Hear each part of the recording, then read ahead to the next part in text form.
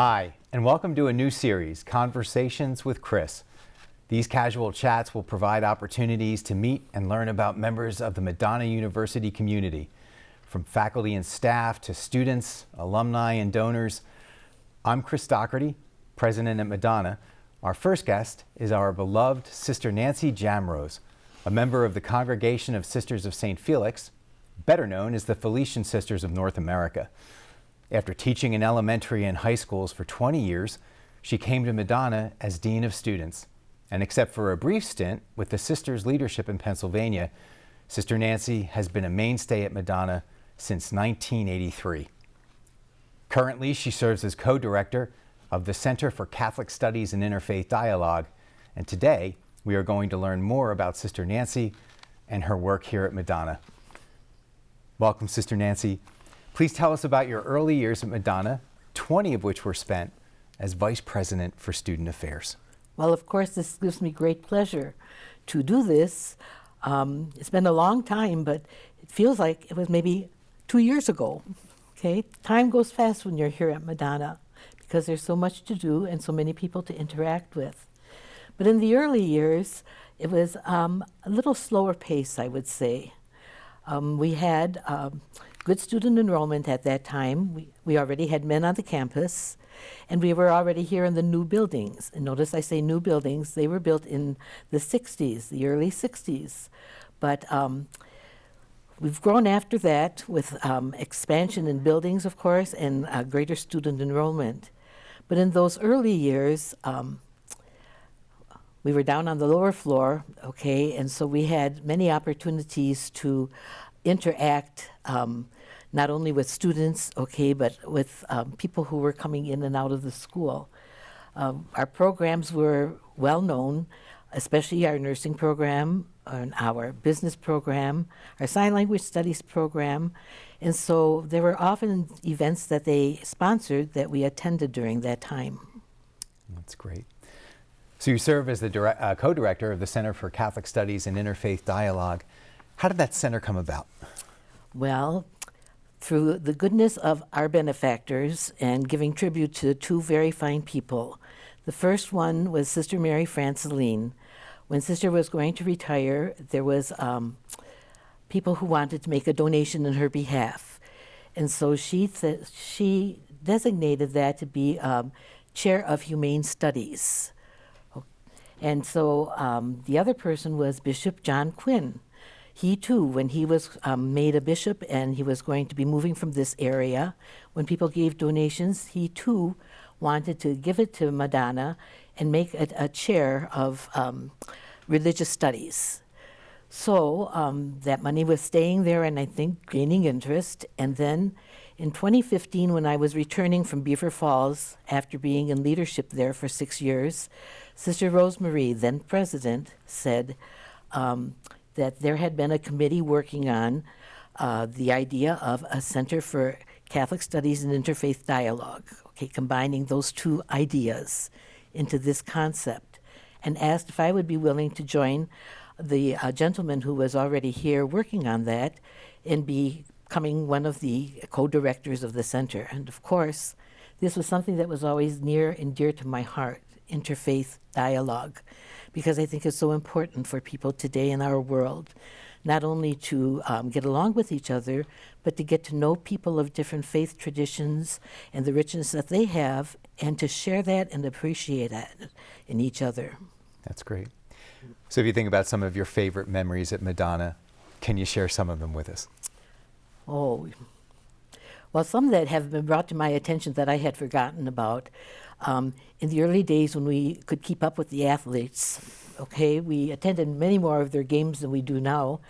And we had a couple of times when our students made the not only state playoffs, but national playoffs. Yeah. And we have some pictures too, I think, of some of these memories as we speak. Yeah, great. Yeah. Oh, well, what I see now on the picture is one of my interfaith experiences, okay? This picture is of Imam Arif Husik. He is a Bosnian who has migrated to Hamtramck and a member of the Islamic faith. And he was part of a committee that we had, and we put together a showing of the film Sultan and Saint. And so he was one of the members of that, and he is shown here. He brought over an award for me, okay, because of my participation in interfaith activities. As you see, it was during COVID time. Indeed, yeah, yeah. And actually, you have a friend here with you, so yeah. Oh, yes, all right. And this is from one of our pet blessings. Yeah. And as you see there, I brought the birds that I had at that time, okay, for the pet blessing. You didn't see the rest of the animals, but we've had this annual tradition for years, as long as I can remember, I think from the very beginning of my time here.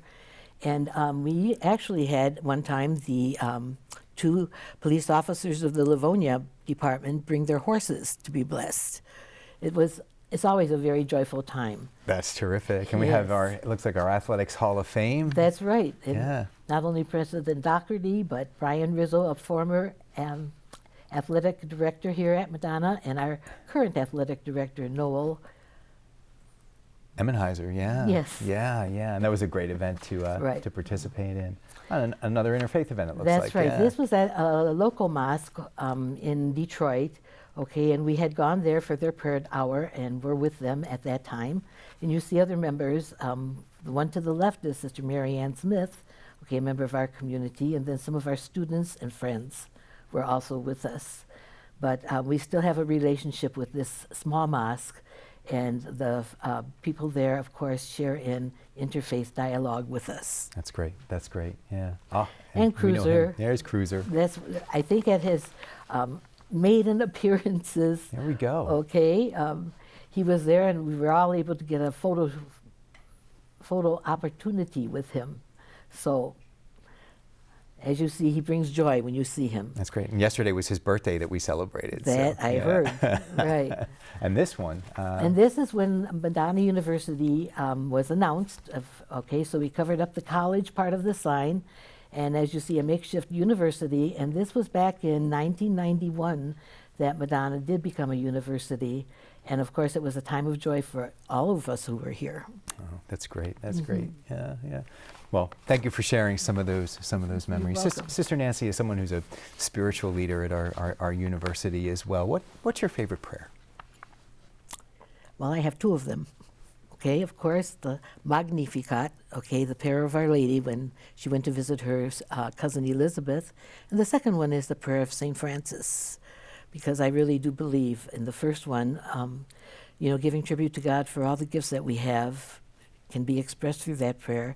And the prayer of St. Francis is a good way to tell us how to live. That's great. Is there one more thing that you'd like people watching us to know about you?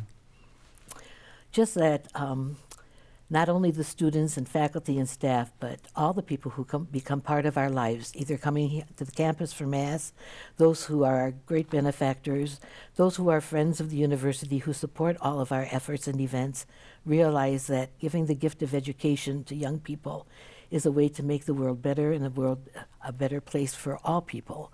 So I'm very happy to be here at Madonna to share some of my gifts that God has given and to interact with the wonderful people who are here now. Such a pleasure to have you with us. Sister Nancy, it's been great getting to know you and to know a little bit more about your passion for the university and your work. Thank you so much for a great chat. I hope you don't mind if I pick your brain for ideas for future guests and for more ways to live out the mission of the Felician Sisters and their legacy here at Madonna. Thank you for watching. I'm excited to introduce you to more great Madonna people. Peace and all good.